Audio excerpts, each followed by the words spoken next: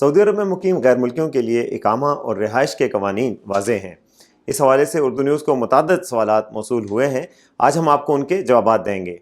Saudi अरब में मुकीम शेर ज़मान का सवाल है कि मुझे मुमलिकत में आए हुए 3 साल 3 माह हो चुके हैं, क्या मैं वापस जा सकता हूँ? इसका जवाब यह है कि आपका कहना है कि सऊदी अरब आए हुए 3 साल 3 माह हो चुके हैं, इससे क्या मुराद है? अगर आप इकामा पर मुकीम थे और कानूनी तौर पर मुमलिकत से गए हैं, यानी खरूज नहाई वीज़ा हासिल करके, और आपका कफ़ील से भी किसी बारे में इख्तिलाफ नहीं, तो आप जब चाहें दूसरे वीज़े पर आ सकते हैं।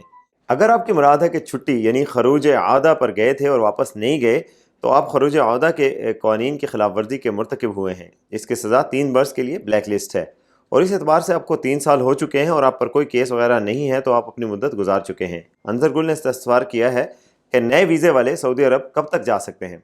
इसका जवाब यह है कि कोरोना वायरस की वजह से दुनिया भर में हंगामी हालात नाफिज हैं, जिसके बायस एयरपोर्ट्स पर इमिग्रेशन हुकाम की जानिब से आयद की जाने वाली पाबंदियों में एक कोरोना टेस्ट की भी है। सऊदी अरब आने वालों के लिए लाजिम है कि वो कोरोना टेस्ट, जिसे PCR भी कहते हैं, करवाएं। कोरोना टेस्ट की मुद्दत 72 घंटे से ज़्यादा नहीं होना चाहिए।